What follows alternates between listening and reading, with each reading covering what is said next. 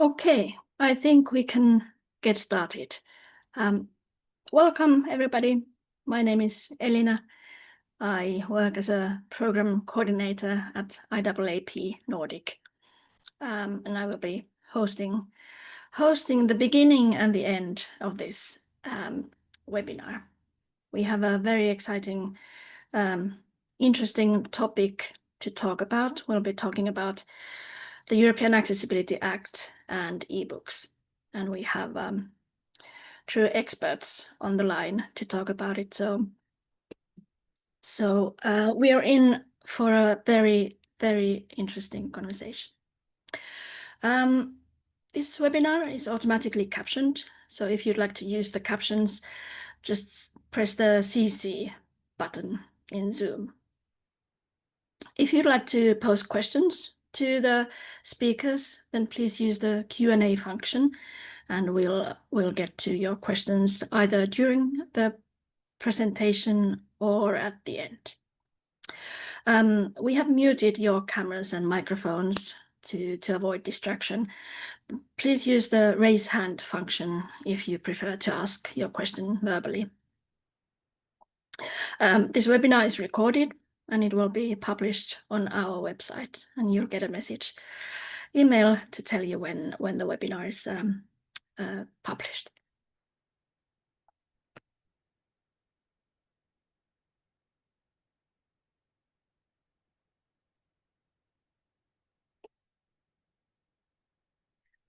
Just a few things from the IAAP Nordic side before we get into the talk.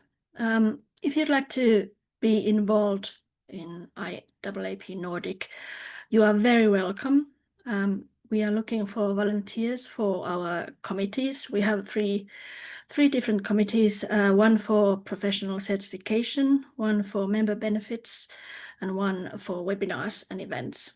So a lot of interesting activities going on, and if you are interested in participating and being involved and contributing, then please scan the QR code and you'll find more information there. Or you can go to our website and find more information there also.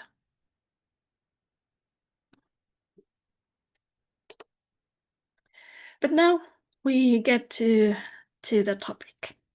We'll be talking about the European Accessibility Act and ebooks, and we have Mia Kirsi from Accessibility Library, Celia. Welcome. The floor is yours. Thank you so much, Elina. I hope everyone can hear me as well. I think I could start by introducing myself first. So my name is Mia Kirsi, and I work as an accessibility specialist in Accessibility Library Celia. And for those of you who are not familiar, Accessibility Library Celia is a special library that serves persons with print disabilities. And we operate under the Ministry of Education and Culture in Finland. So we're a governmental organization. And my own background is in the publishing industry. Before joining Celia, I used to work for many years as a publishing editor, and now I've been more involved in the business of making literary content accessible for all users. I've been working in Celia almost 7 years. It feels like maybe 2. Time has been flying. So nice to be here, and I'm here with Sanna. Yeah, so I can quickly introduce myself as well. Yeah. So even though Elina hinted that there are experts online, I'm in no way, shape or form expert on this topic. So my accessibility expertise is on the website world because I work as a senior accessibility engineer at a Finnish digital agency called Exov. But because I don't know much is one of the reasons why I'm here to actually now interview Mia on this topic. But could you, Mia, start by telling us a bit about the legislation before we move on to the more? Yeah, let's get the boring part done first. So I even prepared a couple of slides about the European Accessibility Act and what it means for ebooks specifically. I think many audience members are familiar with the accessibility legislation as a whole, but maybe not so much what it means for books and for ebooks specifically. And just before diving in, I must say that ebook accessibility is and was a thing even before the European Accessibility Act. But of course, the European-wide legislation has been very impactful on making born accessible publishing practices more mainstream and more well-known, and familiarizing the industry with the standards and specifications. So it's been a great help, even though the ebook accessibility definitely existed before the EAA. But I have some slides, so I think you might have control of them, or do I? Let me see. I think it's yours. Yeah. Very good. So the most important thing to know about the European Accessibility Act and ebooks is that ebooks are considered a service. Quite often when we think about the book, we think about the physical copy, and that is something that we kind of automatically might think is a product. But it's in the European Accessibility Act, it's not a product, it's a service. This is a service, and they are therefore all the accessibility requirements that are for all services in the Annex 1, Section 3 are also for ebooks. And then there is in Annex 1, Section 4, there is this Part F that lists six specific requirements for ebooks, and I'll go through them on the next slide. So that's how the European legislation looks at them. And also, it's good to know that the entire ebook supply chain or value chain is covered. It means that it's not only publishers who publish the ebooks who need to do their work. It means that also distribution and e-commerce sites have to work together so that the people are taught about the accessibility. The accessible ebooks are available. They work in the hardware and software for reading. So all of that is kind of involved, and it kind of comes naturally because it is a service. And also accessibility metadata is very much related to how the information about the accessibility flows through this supply or value chain all the way from the publisher to the end user or reader. Okay, so then we could take a look at the legislation part. So if you could move on to the next slide. Yeah. So there are 6 additional requirements for ebooks in this Part F in Section 4. And these are not, or let's put it this way. Some of these do require some interpretation. These are not very direct or straight cut. So from experience, I know that especially publishers not very familiar with the accessibility and accessibility requirements have struggled to interpret these. Like, what do these mean in practice? So I'll first tell each 6 of them, and then maybe give an example of what would they mean.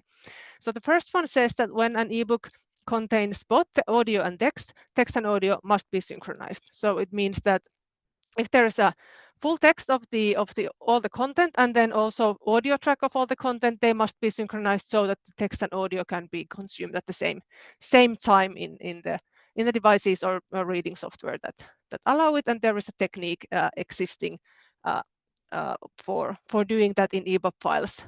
Probably PDFs, you don't really have audio. This is not super common. They are mostly children's books and then very special editions, but it's a requirement. Then second requirement is that ebook files must not prevent the assistive technology from working properly. That's quite simple, but of course it is heavily dependent on how the file is done, what is in there, how well it works with assistive technology. But you shouldn't create the file in a way that it doesn't work with, for example, screen readers. And number 3 says that the access to the content, the navigation and layout, including dynamic layout, must be done in a flexible way that allows users to make choices. Actually, the text in the law is a bit more complicated. I have simplified these a little bit to make them a bit more understandable. This practically means that the user must be able to change the font size, maybe colors, stuff like that, line heights. It depends heavily on what the reading system actually can offer, but the files should be able to use in a way that the user can make their own choices. Then the fourth one is something that there is something very familiar for anyone who is any experience in accessibility. It says that alternative renditions of the content and its interoperability with a variety of assistive technologies allowed in such a way that it is perceivable, understandable, operable, and robust. And of course, perceivable, understandable, operable, and robust are the 4 principles of web content accessibility guidelines. So here is a certain clear nudge towards okay, this is how these are the rules with you should play with. So it doesn't mention WCAG anywhere, but here it's like the 4 basic principles are in this requirement. Then the 5th one, it's probably the one that is like the probably caused most changes in the supply chain. And it says that ebooks must be made discoverable through metadata about their accessibility features. So when the publisher has made sure that the ebook is accessible and works with a range of assistive technologies, and it can be the reader can make their own choices about how it looks like and how it works, then about these features you must tell about these features to all the consumers and customers in e-commerce sites, for example. And of course, this is something that hasn't been done really before, and now we are starting to really see this accessibility metadata available on these different sites. And the 6th one is that DRM, the digital rights management measures, do not block accessibility features. And we know that there are some of those, like the some DRMs do not work. They might block screen reader totally, or at least some functions of it. So if there is a DRM in place, you must choose a system that works well with the assistive technology or other user agents. Okay, then a couple of more things about the law. Okay, so now everyone here who is familiar with the EAA knows that there are exemptions, and the exemptions are the 3, and they are the same for most products and services within the EAA. So microenterprises are excluded. In the publishing field, it usually means very small publishers. It depends on the country. In Finland, we have a lot of small publishers, and even some of the publishers that we consider mid-size in Finland actually fall into the definition of microenterprise when it comes to the EAA. And it could be also other economic actors, some e-commerce site or something else or some developer who is developing a reading system. They might fall in this category as well. But it's good to know that in most of the markets, the clear majority of ebooks are published by big publishers, not microenterprises. In Finland, it's estimated that maybe 70–80% of all the ebooks that are published in Finland every year are published to bigger publishers who are not exempted. So even though we have a lot of small publishers, they do not publish so many titles. So it's important, but most of the books are covered. Then there is the fundamental alteration or disproportionate burden. That are the 2 exemptions that the economic actor must provide a detailed and documented reasoning. Each actor must think for themselves, like, would this be what these exemptions mean, and can you actually invoke them? A couple of common examples in the book field would be like some kind of content that's very tied to the layout, what the actual content looks like technical manuals that might have like some graphs or other like mappings of how something like electronic devices work, stuff like that, where it actually is very important that it looks exactly like it looks, and there might be industry standards relating to use of color or everything. So making these accessible could be very hard, very costly, or even impossible. Then maybe some hobby books like knitting or cookbooks, and also comics or heavily illustrated children's books could be those that making them accessible would either be very costly for the economic operator or publisher, or it could even be impossible. So or it would mean fundamental alteration. Then there's complex content like math, science, maps, stuff like that, can be made accessible, but usually requires a lot of knowledge, maybe some extra tools and helps, and then it's like case by case analysis has to be made. Like, is it a disproportionate burden for the publisher who is doing them? And then, of course, entire back catalog is a good question that is making books published like 5 or 10 years ago, and they are not usually, they don't sell very well anymore.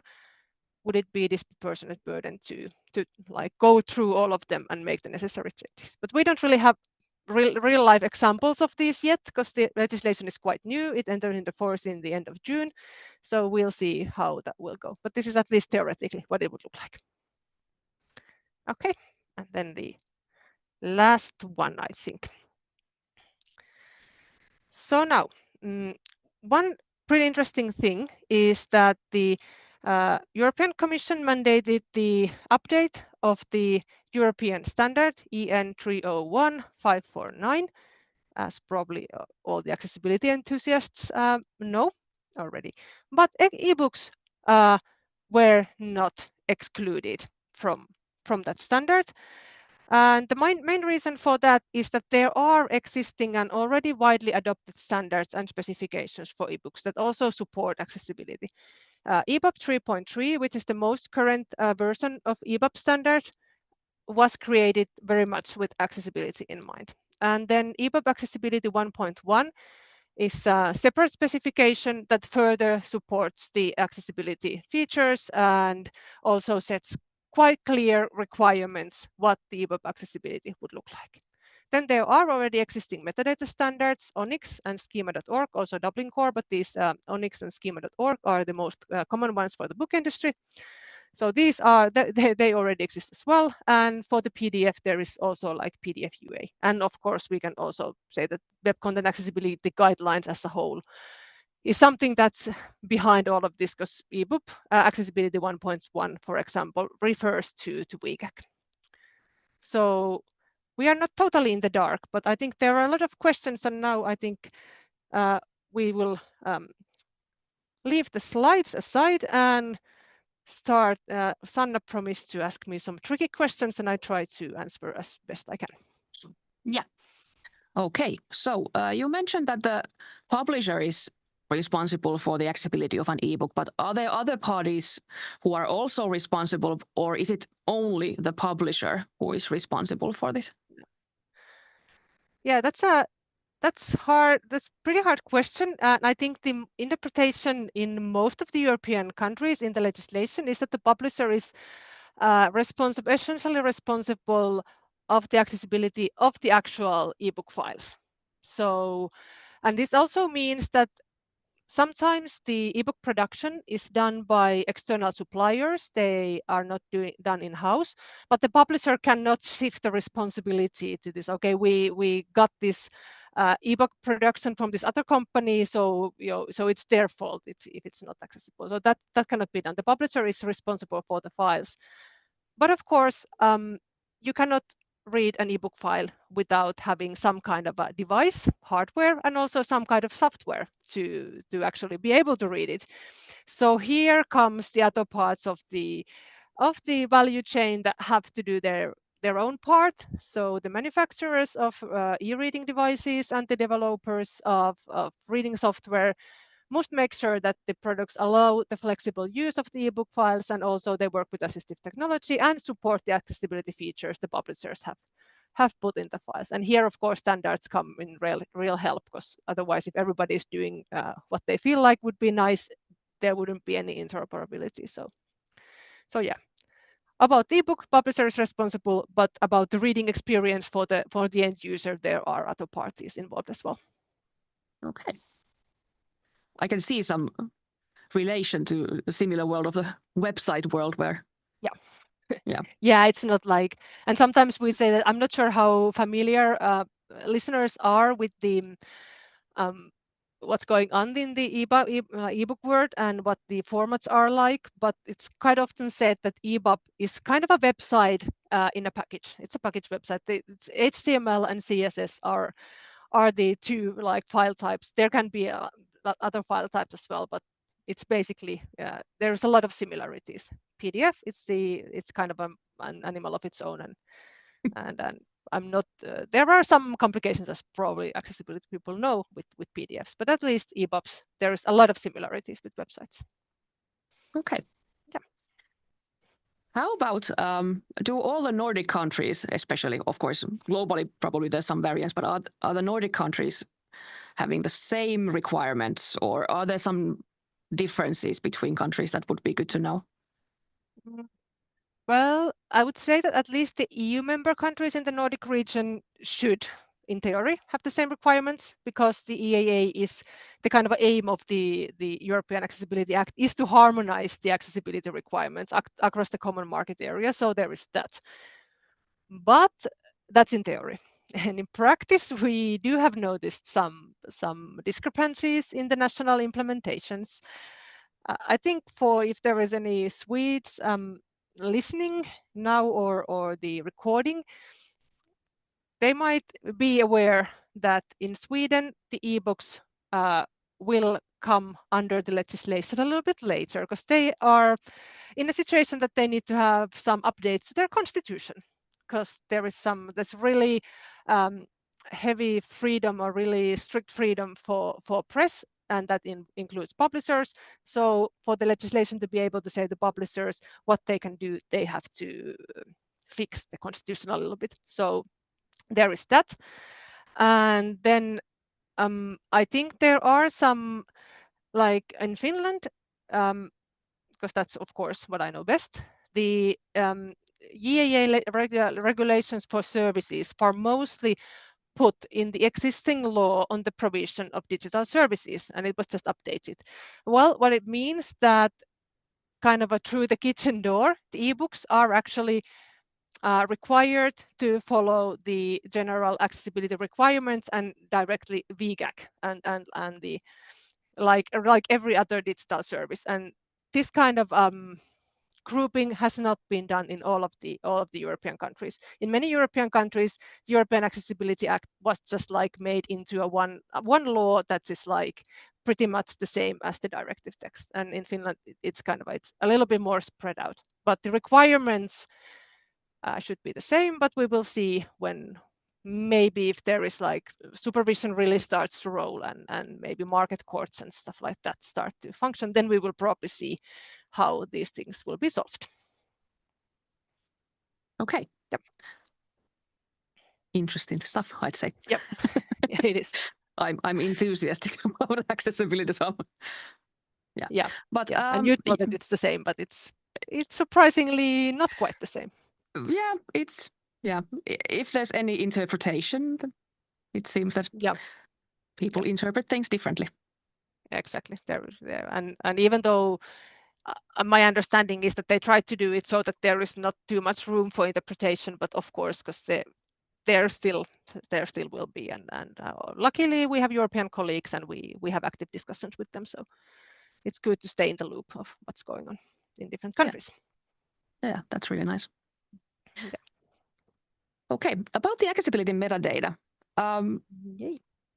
So who is responsible for that? Is it the publisher then, because they have the responsible? Yeah, you're on the right track. And accessibility metadata is really it's an interesting topic, because it's something that it's quite new for everybody, and that's why publishers do have systems to provide metadata anyway, like the bibliographical metadata.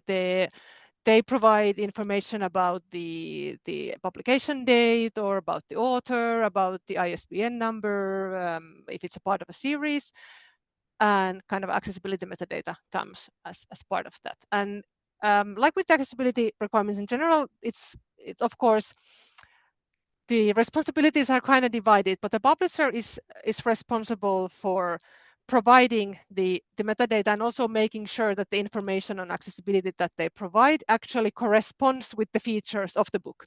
You just cannot say, I mean, that's kind of a like obvious that it has to be like that. But then on the other hand, if you have worked in commerce or with metadata or anything, you know that it's very prone to mistakes as well. So sometimes you just like people end up maybe copying some other book's metadata or making typing errors or stuff like that. So it can be hard, but the publisher is responsible for telling what their file includes, what's in there. But of course, if the publisher provides the metadata, then the e-commerce and other platforms where consumers can access the ebooks, they must display the metadata. They must display the accessibility information if such information has been provided, and it's one of the, or it's a requirement for example, e-commerce. Libraries, then it's a bit of a different story, because there is the development.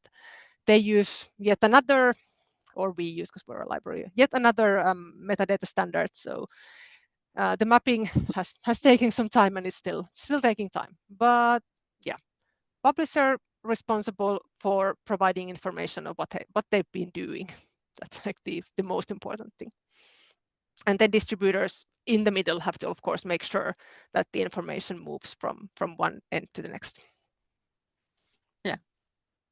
And it seems like the metadata is quite manual work. So apparently there's no automation possible there. Yeah, I would say so. I mean, it's of course with the nowadays with the AI tools and workflow automation, it's, I mean, what I say now could be yesterday's news literally, like tomorrow. I mean, things might change fast, and it's probably not too distant future that the metadata can be done somewhat automatically. But of course, there are risks. So the publisher is responsible for the correct metadata. So if someone else than the publisher infers metadata automatically from the files, that if the files lack actual accessibility metadata, then there is risky that the information is not correct, and then the publisher that is responsible, it might cause some kind of a legal trouble. So I wouldn't recommend it. But then on the other hand, I say that I think it's not too hard to automate at least some of that, especially for the most common type of like trade ebooks. So it's like a novel or a nonfiction book that actually includes mostly or only text and has very simple structure, maybe only a 1 or 2 heading levels, straightforward reading order, navigation, and the workflow is always similar. Then I would say that the metadata creation is kind of it could be automated very well. But then if there's a complex titles, exceptions, if there are some of the exceptions of the law are invoked, stuff like that, then I would definitely not encourage to try to automate it, at least not yet. Yeah, let's see what happens in the future. But yeah, I mean, it looks very different a year from now already. Probably, but it's good to also know that AI is not the tool yet in this regard either, because it's At least I haven't seen one that would have convinced me, but I look forward to it. And if you have any knowledge of these, please let me know in the chat or Q&A. Yeah, exactly. And I'll remind people at this point also already that if you have any questions about any topic relating to this ebook accessibility world, don't hesitate to ask, because I do have a bunch of questions I'm still going to be asking, but if you have something on your mind so that we can make sure that your questions have time on air, so to say, please ask, and don't. At least we Finns tend to be a bit, on the shy side. That, well, I don't know if I should ask this, but please do. And there is no stupid questions. The one who's giving the answer might be a bit stupid sometimes, but but please ask out, ask all the way. Okay. All right. But speaking of still the accessibility metadata. If I were to look for it I have a bunch of ebooks in my reader, where would I find that information? Is it in the file somewhere easily located? It is. It is in the files if the publisher has put it in the files. That's the main thing, of course. So if your books were published before the requirements entered into force, it's very likely that there is no accessibility metadata. But if we look at the now, I said the same disclaimer again that I said already once. I will mostly talking about the EPUBs because they are the most common format for the trade ebooks. PDFs with the metadata, that's a whole different thing again. But if you look at the EPUBs, there are two kind of a sets of metadata that can be used. And the one is usually called EPUB metadata, but in practice, it's a combination of different metadata formats. It's schema.org and Dublin Core, and that's something that is within the ebook file itself. It's fine there, and if you follow the ebook accessibility specification, it requires that the publisher who claims to follow the specification, it requires that you put the appropriate metadata fields in your ebook as well. And then that information that is within the file, of course, it means that you have to have the file in your possession to be able to look at it. And then some reading systems and apps then will display this metadata for the user of the actual, like what's in the book. And there usually is some conversion because the metadata is machine readable, and that usually means that it's not very well human readable. So usually there is some kind of a conversion of these metadata fields into actual understandable phrases for the end user, but I know that not all reading systems and apps will display it, but at least some do. So there is that then, and of course you could crack open the file and go and look for it yourself. It's in a certain file within the EPUB, but I think that's something that's kind of not most people are willing to do or have tools or ways to do that. So there is that. But what's more relevant for finding the accessibility metadata, of course, and what is the kind of purpose of the extra requirement of making ebooks more discoverable for a wide range of users by providing information through accessibility metadata? It's the other metadata standard, ONIX, that is the most important. It's the existing metadata system or book information system. At least most European markets already operate with ONIX.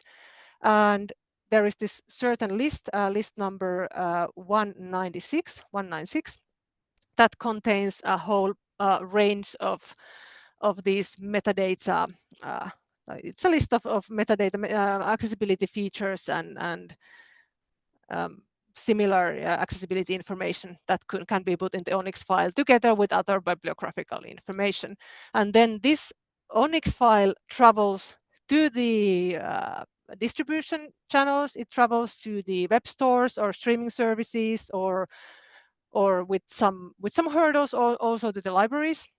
And then they will display the metadata in when you, for example, enter a web store and you want to purchase yourself an ebook. You go there, and then if they are following the requirements, there should be section or tab or something that would say something like accessibility information. Usually it's not accessibility metadata, because metadata is not very widely understood term, but there should be accessibility information. And then again, in a human readable form, these will list the users that's okay, this file works with assistive technology. It can be read with screen readers. All the images are provided with alternative descriptions, or there is synchronized text and audio. Or then there could also be information that okay, there is not all the images have been described, or some exemption has been invoked, for example. And there are some I mean, at least in the big commercial actors do already have these. So if you are using like Amazon or Kobo or any other of these like very, very big bookstores, they already have it. Most of the Finnish ones already have it as well. I haven't been able to go through like on the European level, so I don't know what's going on in Spain or Ireland or Belgium, but I know that at least it's been adopted already, so there should be examples available for the new purchases. Yeah, we actually got a question in the Q&A slightly related to this, that it would be nice to have some examples of the accessibility metadata. So would the best way to get that would be to go to store or the store, or I think a really nice example would be in Finland. They operate in Finland, but they have the website both in Swedish, Finnish, and English. It's elibs.com, and they are using. There is like, well, now I go to a bit to a little bit to the standard side of things. W3C, or the World Wide Web Consortium, hosts this publishing community group, and the publishing community group has this accessibility task force, and this group created the accessibility metadata display guide for digital publications. And the display guide kind of suggests the human readable interpretations for these different machine readable codes. And Ellipse has done a really good work now that we're here in the Nordic region in putting this in practice. So if you go to the Ellipse side, and it's ELLIBS, Ellipse, and look for some books that have been published very recently, because of course it's most common to find this information for the recently published books. There is a very nice example of what it could look like. But I know that, for example, Amazon does it as well. So that would work too. Yeah, excellent. Okay, let's talk a bit about the production side as well. So what kind of software or tools are recommended to produce accessible ebooks? Are there some specific tools that work better than others? Well, okay, now we once again enter this realm of theory and practice. And if we stay in the practical realm and keep the reality in mind, I think, or I don't think, I actually know that most ebooks to this day come from a kind of a print first workflow. So the print layout is what is created first, and it's almost invariably done with the Adobe InDesign. So that's something that we cannot kind of, it's just there when you talk about the book production, you will end up with that. And at the moment, Adobe InDesign actually does pretty decent ebook export, and that is mostly thanks to this kind of they have this, or a couple of years ago, they put together this international expert kind of advisory group that started to work with Adobe engineers to improve the ebook export, because it used to have a lot of mistakes. It used to be like maybe 3 years ago, it was often said that up to 80% of the accessibility features for ebook needed to be done in the post-production phase. But now the situation is much better, and you can actually do quite a lot in InDesign as well. And so that's the reality for most publishers, even though that's probably not ideal when it comes to accessibility. But as long as that's the tool that's mostly used, and that's what we live with. But then there are some publishers, especially some who have this like digital first workflows. So they might have some other tools and softwares for production, and they usually have this like XML based workflows, but those are usually tailored to their specific needs, and they have created their own workflow. So there is probably XML editors and then different workflows on what's done with the files, how the files come from the authors, and what's done in between. So I think these are the two realistic options. And then of course self-publishers could even use like Word, and then there is this kind of add-on to Word that's called Word to EPUB. So Word file could be turned into EPUB file as well. So there are a lot of options, but I think InDesign is like the 90% of the market easily. And then, of course, it doesn't end up with the ebook. So when you have created the ebook file, then you usually need to have, I think we will talk I expect that we will talk soon about the quality assurance and checking the files. So I will talk about that separately, I guess. But when it comes to general production tools, besides InDesign, you will probably have to have some kind of software to go inside the EPUB and edit the HTML and CSS files that are inside. So it's usually XML editors like Oxygen or ebook tools like Calibre or Gigil are probably the most commonly used. But it could be like any editor that you can edit HTML or CSS files that you will need besides the InDesign. All right. Interesting. I might need to create a book so that I can dig deep. But it's nice to know that there are options as well.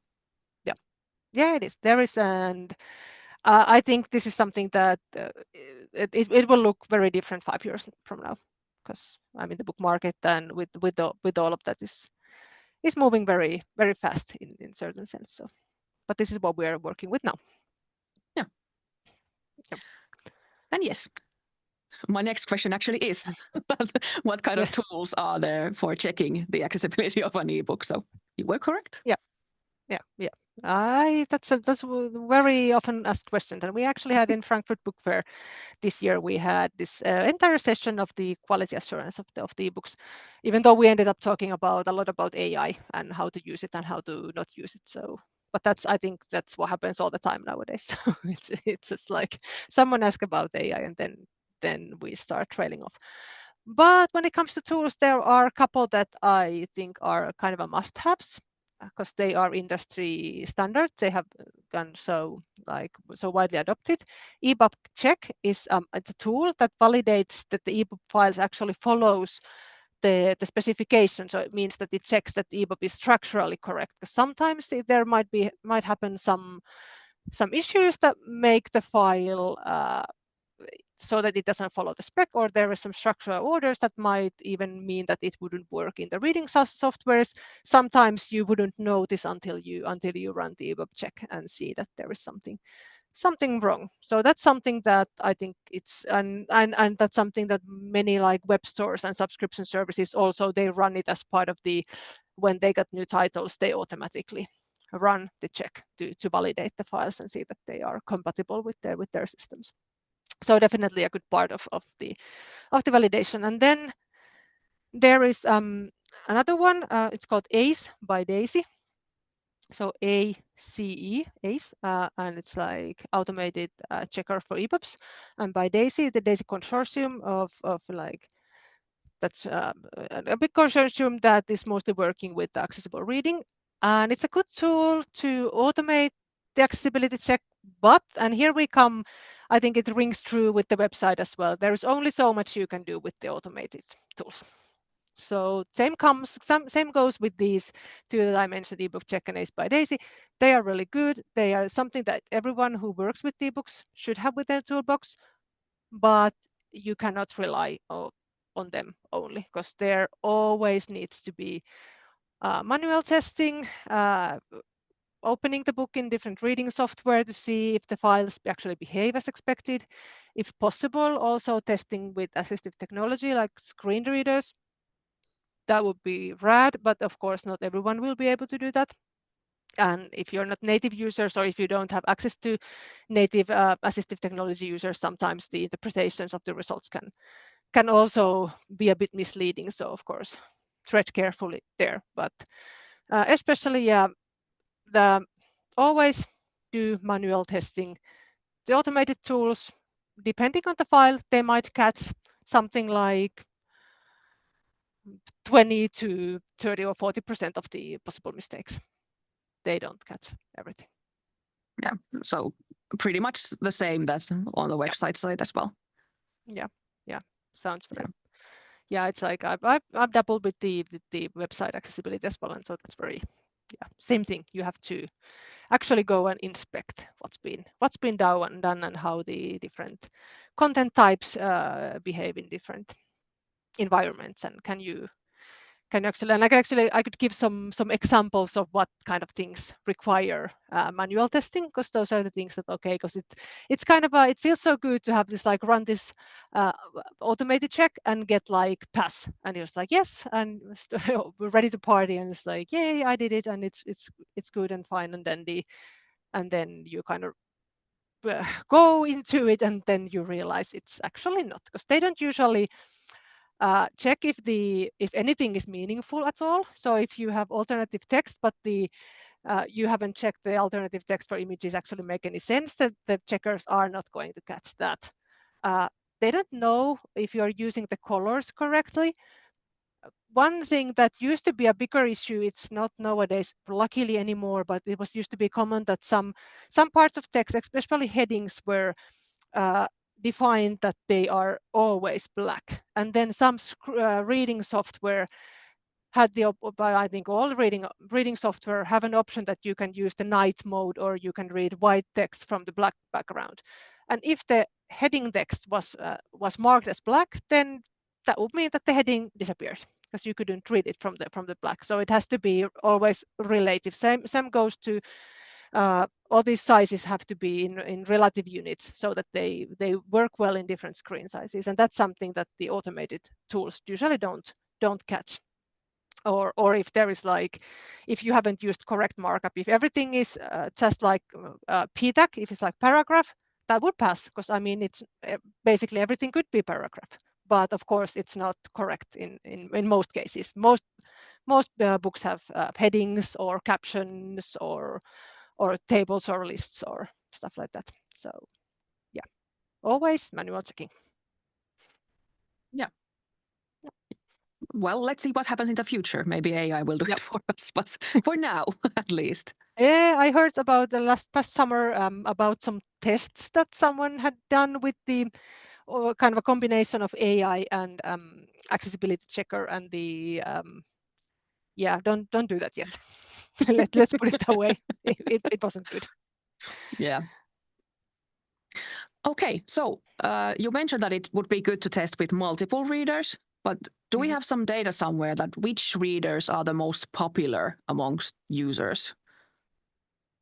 I think here we cannot really say anything conclusive, because in the different markets there are a lot of differences. I know that in the Nordic market, we know that the kind of a subscription-based audiobook apps are also popular for consuming ebooks. So if you have this, that you pay monthly fee, depending on how much content you want to use per month, and then a lot of people also, it's possible to read ebooks through them, and that's especially in Finland. I know that that's the most popular way to consume ebooks, and then they are of course these closed systems, so that kind of a like, well, globally probably I would say Amazon Kindle is still the leader. They have the devices, but they have also apps, and it's humongous, and of course it's a closed system as well. So you buy something from them, and then you have to use their app to do it. As far as I know, nowadays you cannot actually download your books at all. It used to be possible back in the day. And then if we look at the people with disabilities, then there's of course a variety of apps that are popular, like Celia and other libraries that serve persons with print disabilities have their own apps that have specific features and work with these special formats especially well. Well, these are popular among our users, but of course not so popular among the like general population maybe. And then there are some apps like Voice Dream Reader or Dolphin Easy Reader that can be used for side loading and work well and are very accessible. But I think it's a combination. It depends on the consumer, it depends on the market, it depends on what's available. Then of course, without even going to the like general library apps, because they are more and more important like all the time, and they are of course very much dependent on the country and the location, like what provides the library service. So these are some thoughts, but from the Nordic perspective, the subscription services are super important. Yeah, so maybe that would be a good alternative at least to test. Well, of course, it depends on who is paying for the testing and what can you do, but yeah. Yeah, and there we come again to the importance of the standards, because why often they might not have an opportunity to, because you cannot usually sideload anything to these like subscription services, so you kind of have to trust that they work well with the files, and that's of course why reading apps need to do their part on making sure that accessible content work, and also follow really closely like what's going on with the different standards and specifications, so that the actual features will work. Yeah. Yeah. We have another question from the Q&A. Okay. Yay. Not only my questions. So this person is asking that, can you give a definition of ebook and EPUB? That it's kind of blurry to them, that what's the differences between them? Well, ebook is it's a very wide definition, I would say. Ebook is something that is a file or a collection of files that are provided in a digital format. I mean, you could write a book in a Word document, and then you could sell it and say that this is an ebook. I mean, it's not like dependent on format. It could be a PDF, it could be HTML, it could be something that you publish on only your website, and that there would be a link that opens a HTML page. Even it could be easy to access, or it could be behind a passphrase or something. It's just like, if it's marketed, if you say it's a book, it's digital and it's one or more files, then it basically is an ebook. It's very vague, and now that we are in this environment with the AI and all these different formats and ideas and innovations, it doesn't make it very easy to, because then there are these questions like, if you have this like school book that's on a platform and there is also some games, so what is book and what is not? It's not at all straightforward. But ebook it's the kind of a industry standard. It's a gold standard for digital books. That can be said. It's started already in the 1990s. And there have been different iterations in the 90s.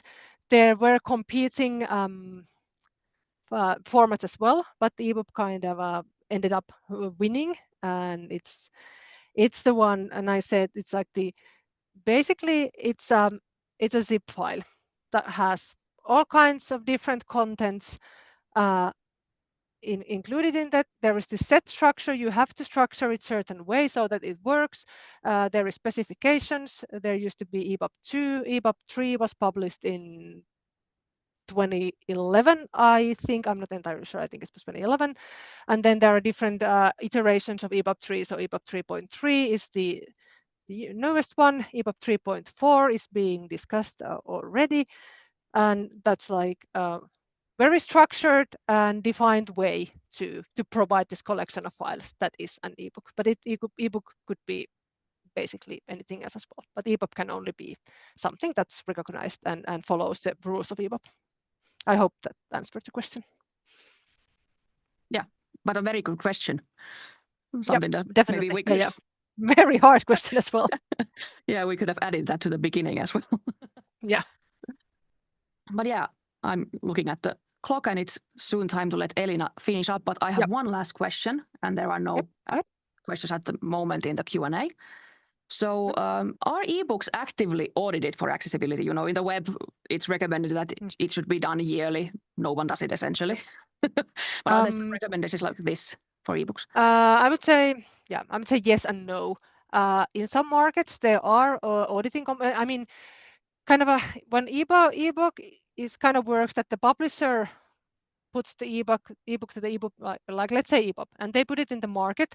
It kind of it's kind of lives out in the wild. Then it's in the different distribution channels, and then not much is being done on this like specific file. It is as it is, and it's being sold. And of course, if something needs to be updated or something happens that they realize that there is something wrong, then of course you might do something to change the make updates and change the file in the distribution channel. But basically, unlike website, is something that you put to the market and it's there. So if there is any audit to be done, it needs to be done before the book goes out to the consumers.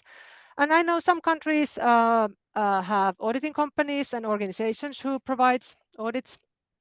We here in Accessibility Library have done a couple of them. It's not our main line of work by any means, but we have helped some publishers out because they were interested to know what they could improve and how their publication meet the requirements as they were.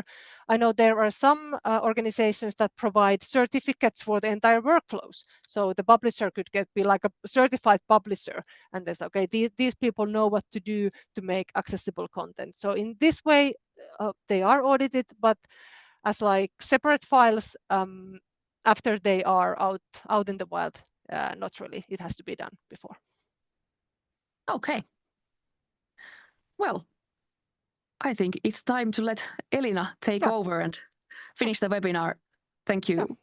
Thank you so much. Thank you everyone who was listening. It was fun and time really flies. I hope you got some interesting information, and feel free to contact me if you have any more questions that you didn't put to the Q&A file. Yeah, I at least learned a lot today. Thanks. Okay, great. Thank you. Thank you so much for sharing your expertise, Mia, and for all the insightful questions, Sanna. I as you said, I'm sure we all learned a lot. I certainly did. Just before we finish, I want to mention a couple of events we have coming up in the next few months.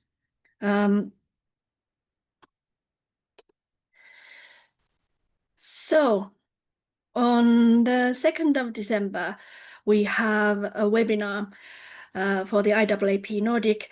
We'll be talking about the end user perspective to accessibility. We'll have actual end users talking about their experiences, any challenges and opportunities they have faced, any practical recommendations they have. So this will be a really nice way to celebrate the International Day of People with Disabilities, which is on the 3rd of December. So yes, keep your eyes peeled for the registration for that.